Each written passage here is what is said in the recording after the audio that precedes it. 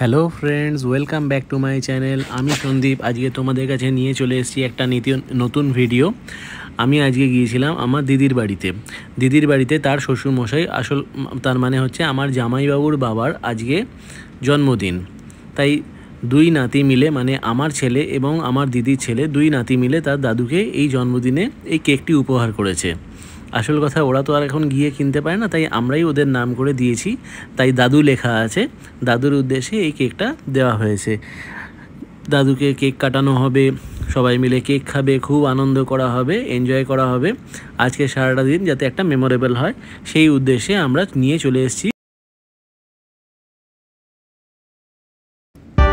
Alphonso mango কেকটা। তো এখন ছোট দাদু ভাইয়ের, মানে আমার দিদির ছেলের খুব ইচ্ছা দাদুর সাথে বসে কেক কাটবে। সে তো জেদ করেই যাচ্ছে, তাই তার জন্য এই কেকের ব্যবস্থাটা করা হয়েছে। এই কেকটা সে তার দাদুর সাথে বসে কাটবে। প্রসেস শুরু হয়ে গেছে, সে এখন খুব ব্যস্ত, খুব উৎসাহী কেকটা কাটার